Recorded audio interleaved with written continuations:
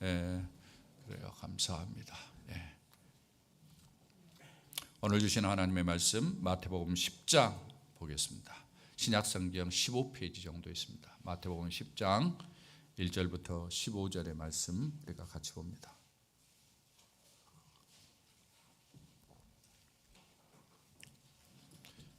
1절부터 15절의 말씀 우리가 같이 읽도록 그렇게 하겠습니다. 같이 읽겠습니다.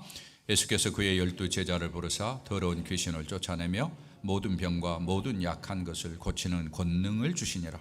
12사도의 이름은 이러하니 베드로라 하는 시몬 베드로, 그의 형제 안드레와 세베대의 아들 야고보와 그의 형제 요한, 빌립과 바돌로메, 도마와 세리마테 알페오의 아들 야고보와 다데오, 가나나인 시몬과 및 가룟 유다 곧 예수를 판 자라.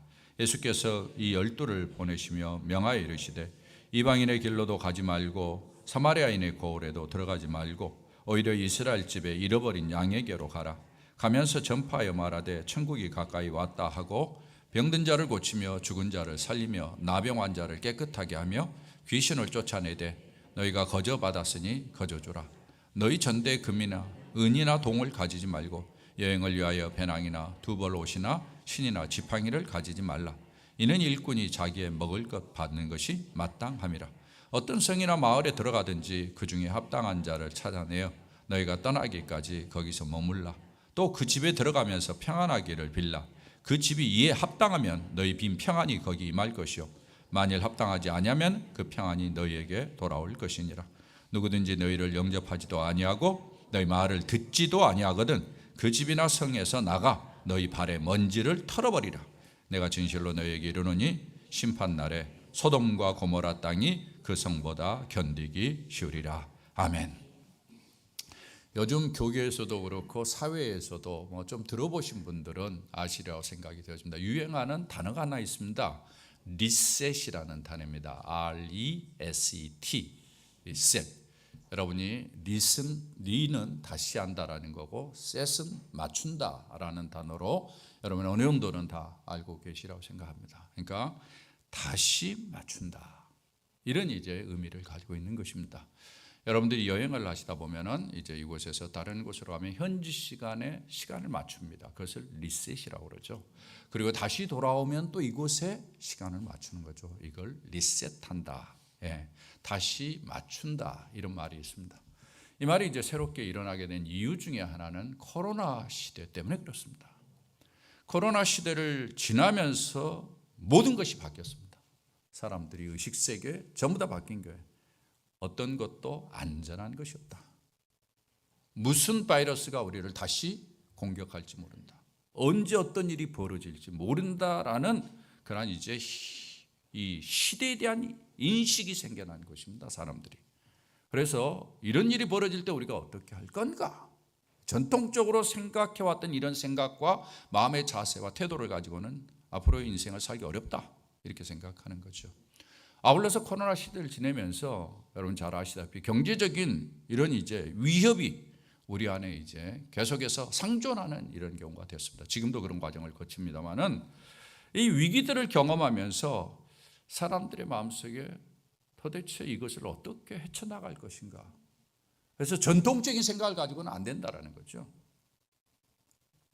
그래서 생각을 좀 바꾸어서 다르게 좀 인생을 보는, 다르게 상황을 보는 이런 모든 부분에서의 어떤 새로운 생각을 좀 할 필요가 있다. 그래서 끌어온 용어가 리셋입니다. 그래서 리셋하자라는 말들을 여러분이 아마 주변에서 많이 들어볼 겁니다. 이런 시대를 살면서 우리의 인생도 마찬가지라고 생각합니다.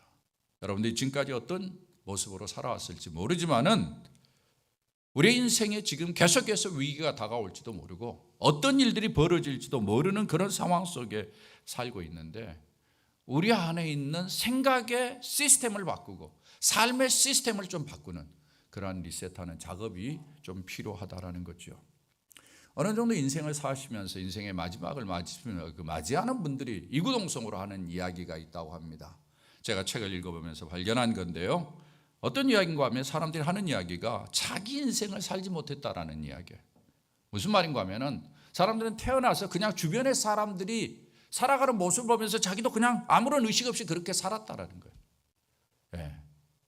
경쟁이 끌고 가면 끌고 간 대로, 어쩌면 사회가 끌고 가면 끌고 간 대로 그냥 그렇게 살다.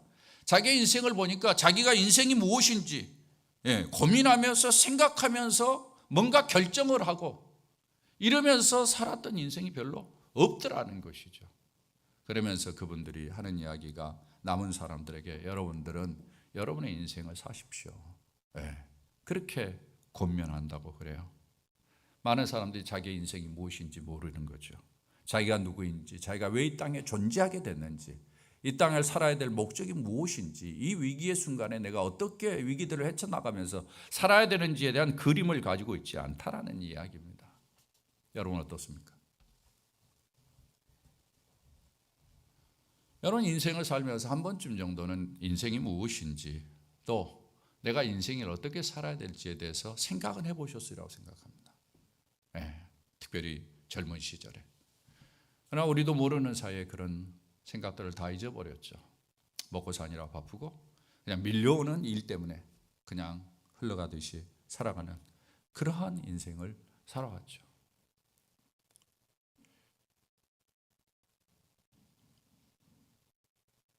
이런 때가 되면은 하나님은 우리로 하여금 이런 이제 세상의 변화를 통해서 한 번쯤은 우리의 인생을 고민하게 만드는 거죠.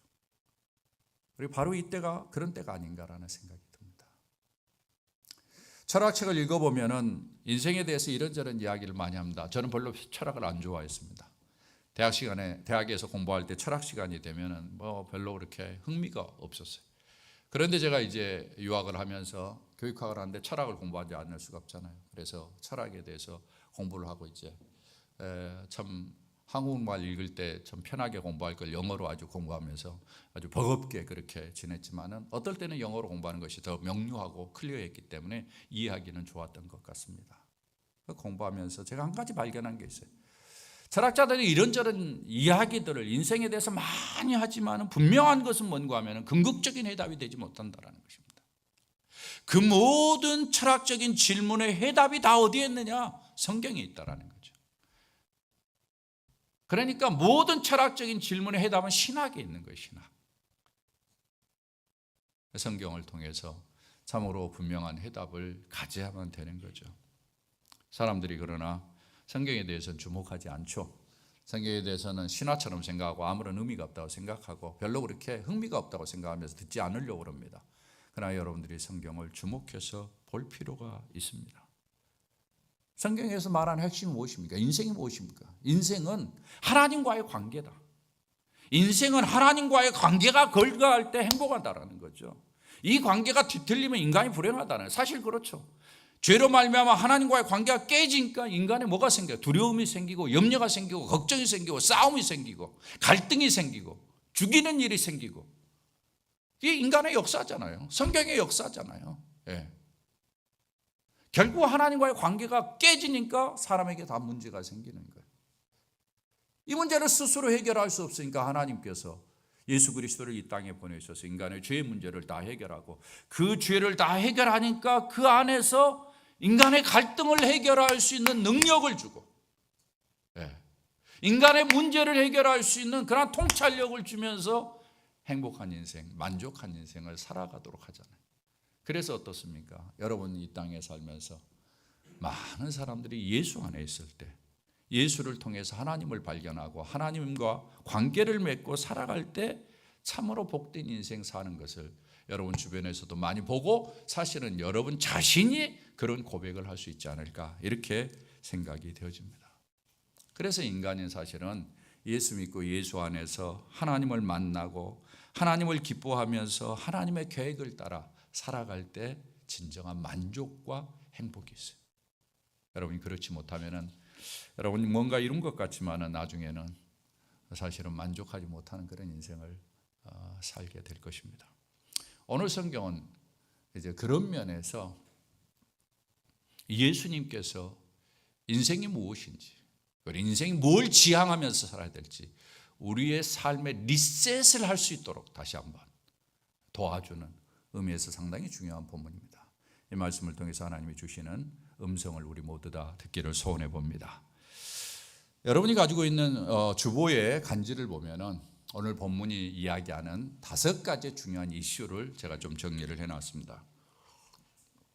여러분이 보면서 사실은 5가지 이슈를 이야기를 하지만 한 가지 중요한 주제를 이야기를 하고 있는 것이죠. 그것을 한번 좀 정리해 보면서 우리가 한번 우리의 삶을 리셋해 봤으면 좋겠습니다. 첫 번째, 우리 다 같이 한번 읽어볼까요? 2번 문제의 첫 번째입니다. 다 같이 읽습니다. 우리 모두는 하나님의 대리인으로 부름을 받았다.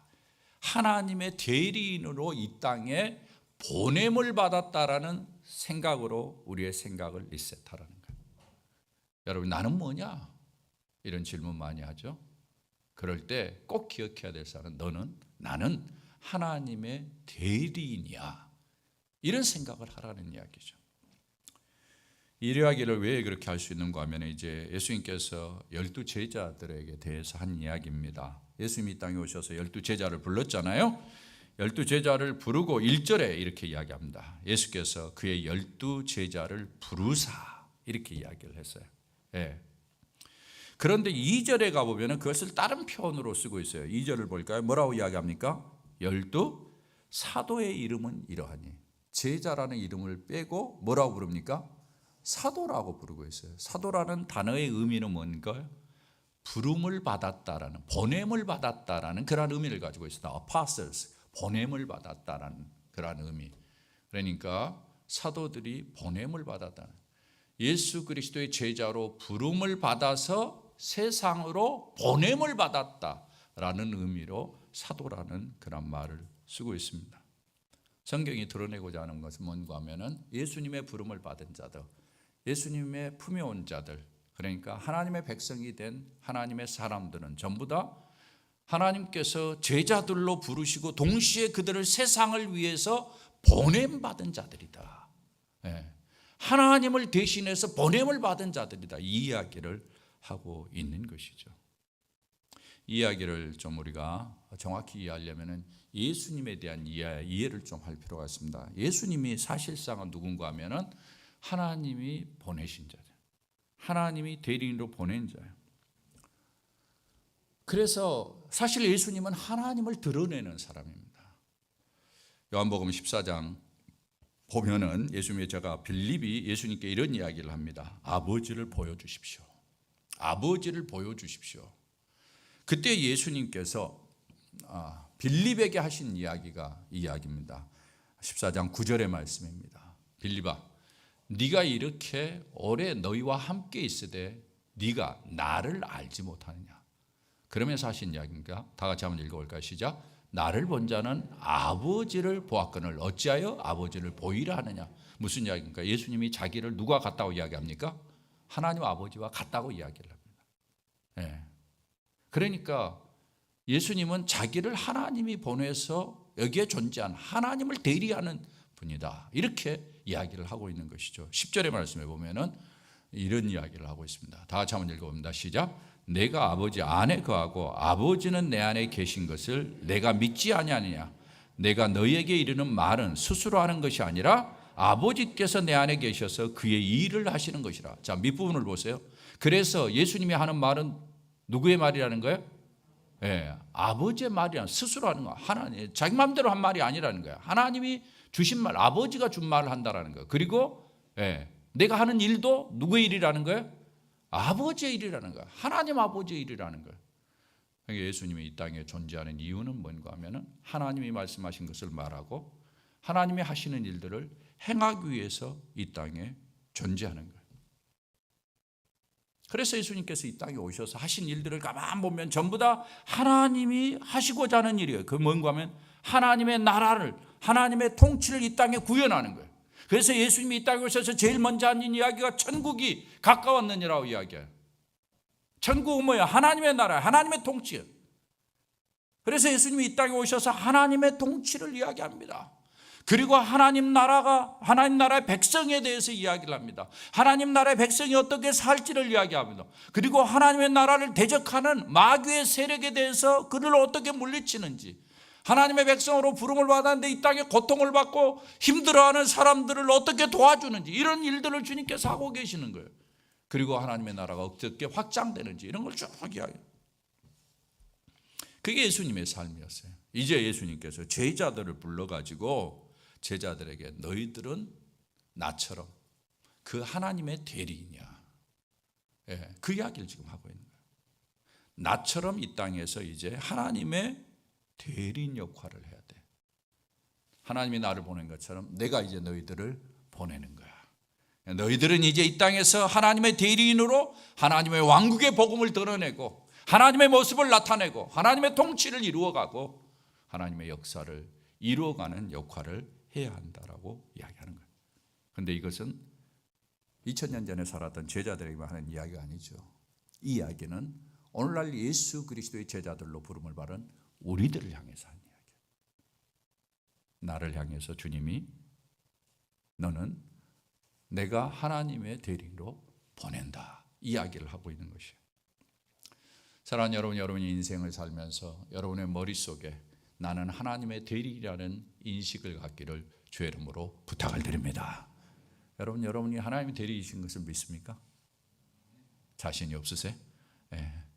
하나님의 대리인이라는 말 속에 참 엄청난 이야기가 들어있습니다. 하나님의 대리인이라는 이야기는 내가 하나님과 같다는 이야기예요. 사실 그래요. 하나님은 우리가 세월이 지나면서 하나님과 같은 존재가 되도록 만드셨어요. 그래서 우리가 예수를 믿고 시간이 지나면서 나중에는 하나님의 모습을 닮아가요. 하나님의 형상을 회복해요. 예. 타락 전에 하나님이 만드셨던 하나님의 형상을 따라 우리를 창조했다고 그랬는데 그 모습을 우리가 회복해가는 거예요. 그래서 점점 변해서 우리가 하나님과 같은 모습으로 바뀌어가요. 예. 이런 모습으로 주님께서 하나님을 나타내는 사람으로 우리를 보내신 것이 얼마나 놀라운 은혜와 축복인지 몰라요. 그러면서 이 땅에 사는 동안에 하나님이 보내신 목적, 하나님의 일들을 하도록 하는 거예요. 우리같이 부족한 사람이 하나님 나라를 대신해서 하나님의 통치를 이루어가고, 우리가 이 땅에서 살아가는 것 아무것도 아닌 것 같지만 하나님이 통치하시는, 하나님의 다스리심을 확장시키는 중요한 과정인 것을 믿으시기를 바랍니다. 그래서 크리스천들이 살아가는 데는 그냥 크리스천이 살아가는 것이 아니에요. 그곳에서 하나님이 하나님의 나라를, 하나님이 믿는 사람은 이렇게 사는 거야, 이걸 알려주고 그 영향력이 확대되도록 하는 거예요. 그런 역할을 맡았으니 얼마나 놀라운 일입니까? 저희 아이가 결혼식을 할 때 주리하는 목사님이 그런 이야기를 했습니다. 새로 탄생하는 가정을 향해서 뭐라고 이야기를 하는 거니? 하나님의 대사관이다. 하나님 나라의 대사관이다. 이 땅의 과정이 하나님의 나라의 대사관 하나가 형성된 것이다 라는 걸 강조했어요. 그래서 너희들은 나가 살 때 하나님의 대사로서 자부심을 갖고 또 하나님의 나라의 대사로서의 역할을 충분히 해주기를 부탁한다 라는 이야기를 했어요. 무슨 이야기입니까? 가정을 위해서 살아가는, 가정을 이루어서 살아가는 그 모습을 통해서 하나님의 모습을 드러내는 거죠. 하나님의 다스리는 것이 뭔가를 나타내는 거죠. 하나님께 영광을 드러내는 거죠. 그렇게 살라는 이야기. 대사는 뭡니까? 그 나라가 파송한 거예요. 대사가 가가지고 엉망진창으로 살면 어떻습니까? 나라가 요거들로 먹잖아요. 그래서 대사는 그 나라의 격을 나타내는 거예요. 제가 총회장을 할 때 우리 교단의 대표로서 제가 만나는 사람들마다 우리 성도들하고 그 다음에 우리 소속된 목회자들에게 이야기를 했어요. 우리 교단은 가지고 있는 심볼이 있다. 우리 교단은 가지고 있는 중요한 가치가 하나 있습니다. 그게 뭔가 하면 개혁이에요. 개혁. 리폼하는 거예요.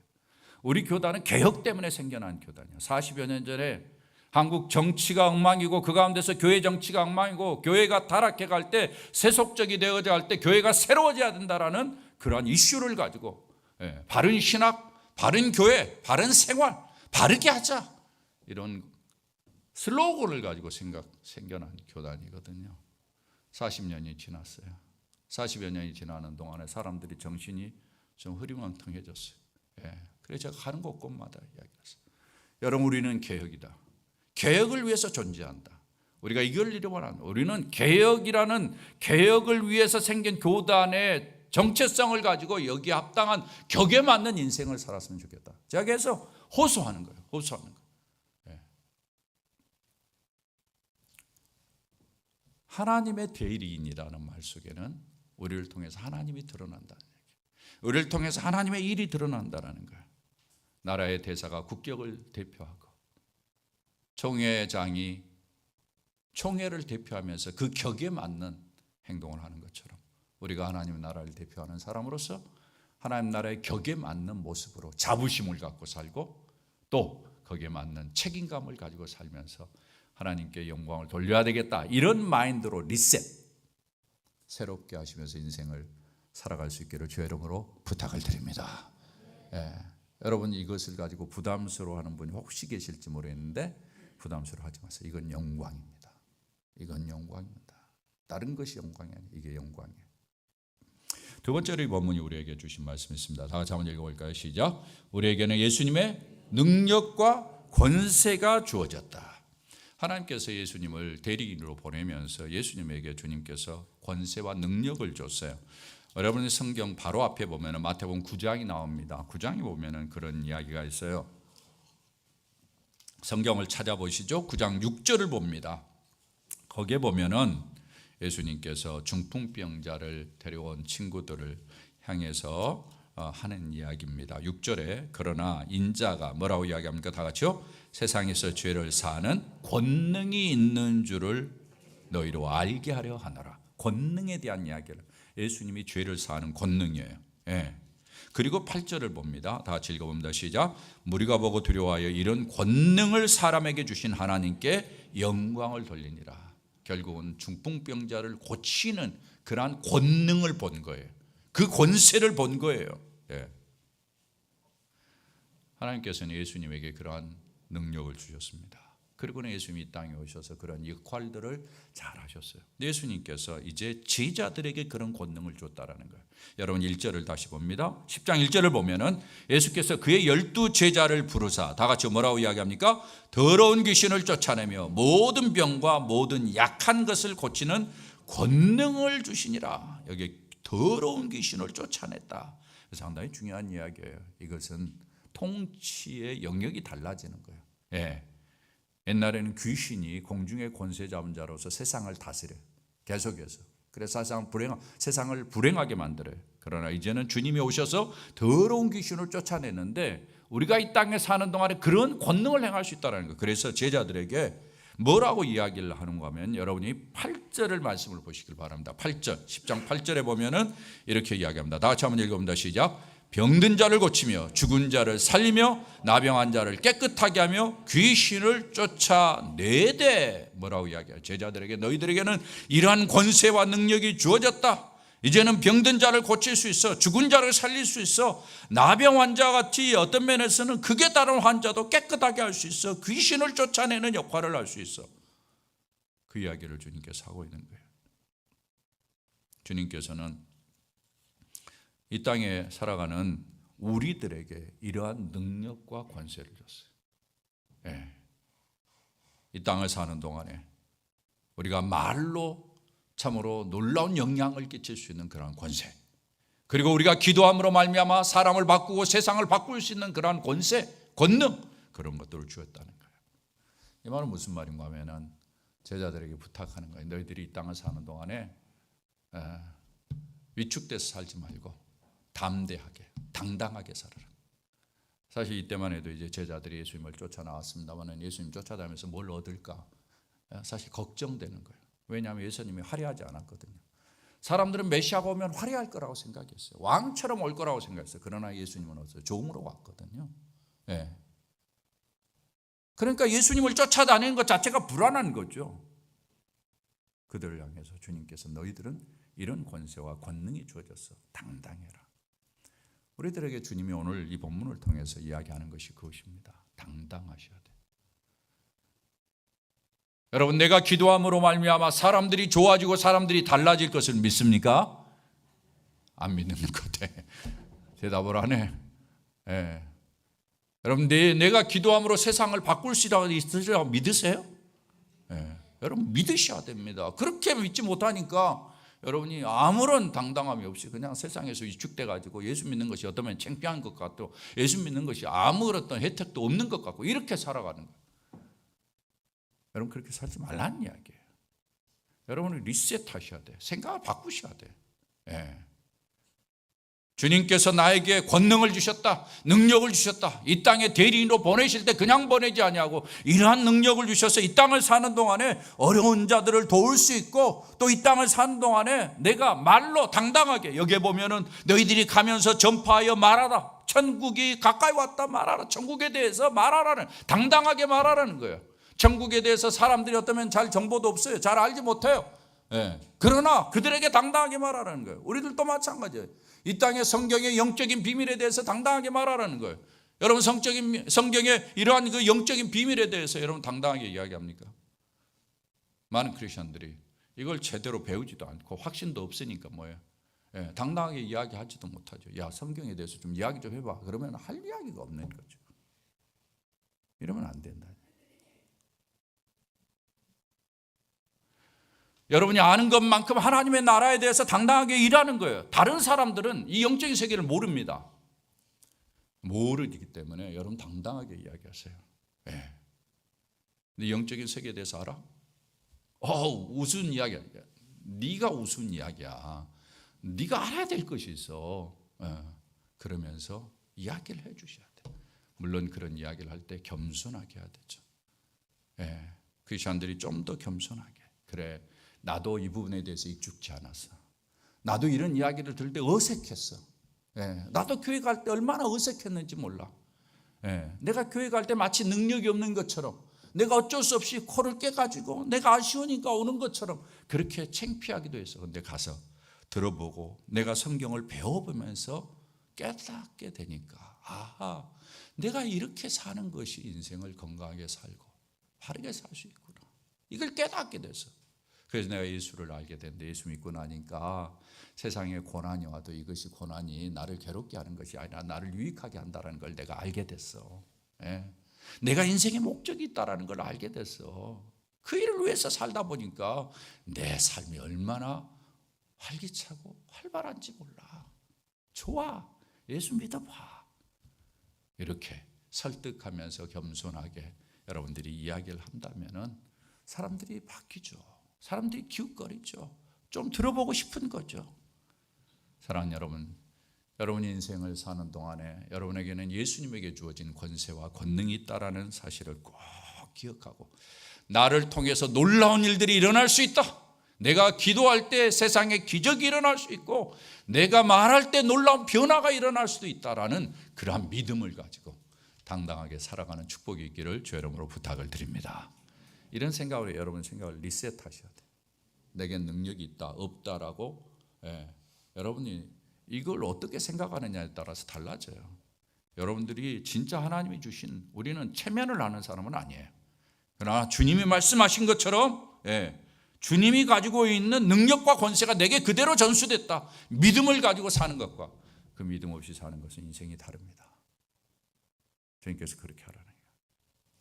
세 번째로 주신 말씀입니다. 뭐라고 이야기합니까? 다 읽어봅니다. 우리는 예수님이 보여주신 방법대로 행하면 된다.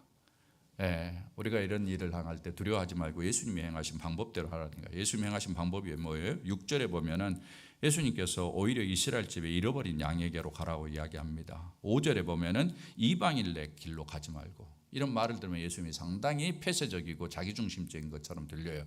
왜냐하면 예수님께서 유대인만 돌보라는 이야기니까. 이방인들은 마치 무시하는 것처럼 느껴지잖아요. 그런 의미가 아니에요. 잃어버린 양의 강조가 있는 거죠. 예수님께서 유대인들이 지금 하나님을 먼저 알았는데 사라졌다라는, 그 잊어버렸다라는, 잃어버렸다라는 거예요. 그래서 잃어버린 것을 강조하기 때문에 먼저 강조해서 이야기를 하는 거예요. 그러나 어떻습니까? 예수님이 이 땅에 오셔서 이방인을 무시했나요? 아니죠. 여러분 잘 아신데 예수님 이방인을 찾아갔어요. 먼 길 갈릴리를 계속 한 사람을 위해서, 귀신 들린 한 사람을 위해서 갈릴리 바다를, 호수를 건너셨어요. 얼마나 그게 에너지를 소비하는 일입니까? 그럼에도 그걸 건너셨어요. 예수님께서는. 우리에게 보여준 것은 가까운 곳에서 시작하라는 거예요. 우선은 좀 가까운 곳에, 너희 가족들 가운데 주님을 모르는 자, 가까운 사람 가운데서 교회를 가까이 하다가 좀 이렇게 겉도는 사람들, 그들을 가르쳐서 요즘 가나안이라고 그러죠. 가나안 거꾸로 있으면 안 나가. 이래서 교회 안 나가는 사람들, 옛날에 나가봤다 안 나간 사람들, 그런 사람들을 향해서 먼저 가보라는 이야기예요. 그런 사람들을 접촉하라는 이야기예요. 네. 여러분, 가까운 사람들에게 접촉해 보셔요. 네. 안 됐다고 하지 말고. 그게 하나님의 방법이고 그게 예수님이 보여주신 그 방법대로 하는 거예요. 그리고는 이제 점점 확대되는 거죠. 거기서부터. 여러분이 잘 아는 안산 동산교회라고 있습니다. 안산고등학교라고 아주 유명한 고등학교가 됐죠. 담임 목사였던 김인중 목사님, 지금은 이제 은퇴하시고 원로가 됐습니다만 그분의 이야기가 참 있습니다. 그분이 10남매가 있었는데 6명이 어렸을 때 영양실조로 세상을 떠났다고 합니다. 어머니도 어떤 면에서는 술과 노름에 빠져있던 그 아버지 뒷바라지 아니라 평생 사시다가 일찍 떠나셔서 그래서 김인중 목사님이 마치 고아처럼 이렇게 잘하셨어요.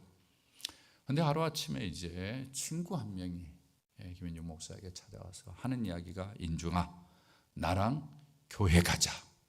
이 말 한마디가 자기를 바꿨다라는 거예요. 물론 자기가 교회 가서 늘 좋았던 건 아니에요. 그러나 교회가 아늑했고 교회가 위로를 줬고 교회가 편안하고 그러는 가운데 젊은 시절에 주님을 만나고 주님이 자기를 불렀다고 생각해서 서울대를 다녔지만 다 뒤로 하고 사역자가 됐어요. 목사가 됐어요. 그리고는 훌륭한 발자취를 남기는 그러한 사람이 됐어요. 여러분, 가까이의 친구들 한 번 정도 이야기를 했어요. 애정을 가지고 누구야? 교회 한번 가자. 나랑 교회 가자. 나랑 교회 가자. 이런 애정을 가지고 여러분이 이야기한다면 하나님께서 놀라운 일들을 이루어 가시라 저는 믿습니다. 이런 면에서 여러분이 주님의 방식대로 하면 된다라는 이 마인드를 가지셔야 돼요. 해도 안 된다, 해도 안 된다 이렇게 생각하면 안 돼요. 주님의 방식대로 하면 된다 이런 생각을 가져야 돼요. 그 다음 보십시오. 뭐라고 이야기합니까? 우리의 인생은 하나님이 뭐 한다고? 보상한다. 하나님이 보상하는 것을 기억하라는 거예요. 8절 하반절에 보면 뭐라고 이야기했습니까? 너희가 거저 받았으니 거저 주라고 이야기를 합니다. 하나님이 주신 것이니 뭐예요? 자신의 권리를 주장하지 말라는 이야기예요. 거저 주라는 이야기예요. 9절을 봅니다. 너희 전대나 금이나 은이나 동을 가지지 말고, 이건 뭐는 돈을 가지고 가려고 하지 말라는 거예요. 무슨 말인가 하면 가면서 돈을 요구하지 말라라는 거예요. 예. 이단들이 이 돈을 가지고 장난하죠. 돈을 요구하는 이 사역자들, 이 돈을 요구하면서 전도하는 사람들, 아주 나쁜 사람들, 그런 사람들이 옆에 있으면 안 되죠. 10절에 봅니다. 뭐라고 해요? 여행을 위하여 배낭이나 두벌 옷이나 신이나 지팡이를 가지 말라. 이게 무슨 말이에요? 하나님이 책임지시겠다. 너희들 하나님이 책임져. 예. 그러니까 개인적으로 사람들에게 보상을 받으려고 생각하지 말고 내가 책임지니까 나를 믿고 그렇게 가라는 거예요.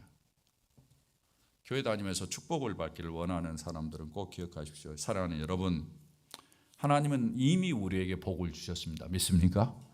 이미 예수 그리스도를 십자가에 내달았어요. 그러면서 주님이 하시는 이야기가 예수 그리스도와 함께 너희에게 모든 것을 은사로 주시지 않겠느냐. 할렐루야.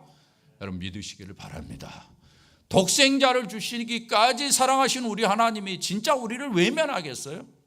주님의 계획이 있어요. 주님의 타이밍이 있어요. 거기에 따라서 우리에게 은혜를 주실 거예요. 근데 어떤 사람을 보면 축복을 받기 위해서 봉사하고 축복을 받기 위해서 그렇게 보상을 얻기 위해서 그렇게 하는, 그건 아닙니다. 우리가 주님의 사랑에 감사해서 봉사하다 보면은 주님이 보상해 주는 거죠. 이게 성경이 이야기하는 원리예요. 그런 생각을 가지고 하라는. 여러분들이 주의 일을 하면서 내가 이렇게 하면 하나님 보상하겠지 이런 생각 가지고 절대 하지 마세요. 그렇게 하려면 하지 마세요. 그게 하나님 앞에 바른 일입니다. 예수 그리스도를 통해서 내게 주신 은혜가 얼마나 큰가, 이 감격을 가지고 그 은혜에 대한 보답하는 심령으로 여러분이 하십시오. 그러면 여러분 주님이 결코 잊지 않으시는 것을 믿으시기를 바랍니다. 이게 리셋하는 거예요. 마지막에 봅니다. 뭐라고 이야기합니까? 다 같이 읽어봅니다. 우리 있는 모습 그대로 보여주라. 주어진 것에 만족하라. 여러분 이렇게 가다 보면은 사실은 좀 쪽팔릴 때도 있죠. 우리가 가서 사람들에게 아쉬운 소리 하는 것처럼 그렇게 느껴질 때도 있지 않습니까? 예.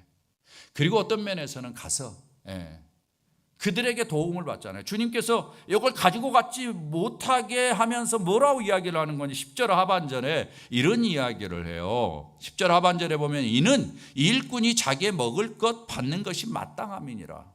그러니까 가면서 사람들에게 이런저런 도움을 받아서 먹을 수 있다. 근데 그게 사실은 권리다. 먹을 수 있다. 그렇게 이야기를 해요. 근데 우리로서는 좀 쪽팔리잖아요. 마치 내가 없어서 그런 거죠. 예, 목회를 하면서도 어떤 면에서는 좀 창피한 것 중에 하나가 그거예요. 내가 나가서 돈벌이를 하면 하지. 예, 내가 교인들이 열심히 벌어서 어떤 면에서 성금한 걸 가지고 먹고 사는 것들, 이런 것들 생각하면은 좀 이렇게 부끄러운 생각도 들기도 하죠. 예. 성도들이 어떤 면에 밖에 나가서 전도하고 그럴 때 그런 생각이 들을 수도 있을 거예요. 예. 주님이 이렇게 하라고 했음에도 불구하고 그런 마음이 들 거예요. 예. 가서 여기저기서 먹기도 하고 사람들이 도와줘서 일을 하지도 하지만은, 그래서 주님 말씀하신 것처럼 평안을 빌어주면서 그들의 복이 되죠. 그래서 그들이 기쁨으로 섬겨주면 고마운데, 주님께서 하는 이야기는 무슨 말인가 하면은 그렇지 않아도 개의치 말라라는 거예요. 그렇지 않아도 그걸 부끄러워하지 말고 기쁨으로 감당하라는 이야기예요. 주어진 일에 만족하면서 별로 그렇게 대우를 받지 못해도 감사하면서 이 일을 최선을 다하라. 그렇게 이야기를 하는 거예요. 너는 하나님의 대입니다. 내가 책임진다. 주님이 그 이야기를. 사랑하는 여러분, 여러분이 이 땅을 사는 동안에 주의 일을 하면서 무시당할 수도 있어요. 국어라는 것처럼 생각이 되어져서 창피할 수도 있어요. 교회를 소개하고 복음을 이야기할 때 그런 느낌을 가질 수도 있어요. 그러나 여러분, 불평하지 마십시오. 그리고 우리가 약해 보면 약해 보이는 대로, 부족한 부족한 대로. 어떤 사람이 그럴 거예요. 우리가 예수 믿고 교회 한번 다녀보시죠. 그러면 니나 잘 믿고 니나 좀 잘 됐으면 좋겠다. 그렇게 이야기하는 사람들도 있을 거예요. 그렇죠. 그럼에도 불구하고 여러분, 그것으로 인해서 부끄러워하지 마십시오. 주님이 우리에게 그런 모습으로 일하도록 그렇게 하셨습니다. 그러면은 그것으로 만족하고 최선을 다하는 거죠. 그게 주님이 원하시는 방법입니다. 여러분, 혹시라도 주의 일을 할 때 이런 잘못된 생각으로 여러분의 마인셋이 잘못되지 않기를 바랍니다. 하나님의 심판이 있다는 걸 이야기해 줘요. 너희들이 가서 평안을 빌면은 그 평안을 그들이 받아들일 만하면 그대로 되지만 너희들을 영접하지 아니하는 자들, 그들을 향해서 그 심판 날에 소돔과 고모라 같을 것이다. 주님이 이야기를 하셔. 주님이 갚은다는 이야기죠. 그러나 너는 너의 할 일을 할 것을 이야기해 줍니다. 사랑하는 여러분, 그런 역할들을 우리가 해야 되라고 저는 믿습니다. 배우 엄지원 씨에 대한 이야기가 있습니다. 혹시 들어보셨는지 모르겠습니다만은, 원래 이 사람은 배우를 꿈을 꾼 것이 아닌데 우연한 기회에 연기를 할 기회가 있어서 연기를 했는데 연기를 잘한 거예요. 그래서 열심히 연기를 했습니다. 그런데 자기보다 한 살 많은 언니가 가까이 있었는데 그 언니가 어느 날 30살이 되면서 보이는 반응이 상당히 불안해하고 공허해하면서 우울해했다라는 것이. 동생에게 이제 뭐 그런 이야기를 했지 않았습니까? 그러니까 처음에는 딱히 뭐 그 기분을 잘 몰랐대요, 자기가. 그래서 대수롭지 않게 그냥 넘어갔는데 자기가 30이 되니까 자기에게 그런 현상이 나타나더라는 거예요. 그래서 그 언니가 생각이 나가지고 그 언니에게 전화를 했어요. 언니는 요즘 어떻게 지내? 나에게 이런 현상, 언니가 지난 작년에 나타났던 현상이 똑같이 나타나. 언니는 어때? 그랬더니 그 언니가 하는 이야기가, 요즘은 내가 하나님을 만나서 너무 행복해. 너도 시간을 내서 한번 교회에 가봐. 이야기 한마디 했대요. 먼저 하나님을 만난 사람이 그 행복을 가지고 너도 한번 교회에 가봐. 이 말 한마디 한 거예요. 그래서 이 양반이 가까이 있는 주영훈 씨에게 연락해가지고, 야, 내가 교회를 좀 가고 싶은데 나를 좀 교회 좀 데려다 줘라. 그래가지고 교회 갔어요. 처음에는 어색했어요. 그런데 하나님께서 강권적인 역사로 그를 움직여가는 거예요. 교회 안에서 있는 특별 새벽기도 40일. 그런데 새벽 깨지더라는 거야. 그래가지고 강권적으로 이끌림을 와. 그런 사람들이 있잖아요. 교회 막 강권적으로 이끌려.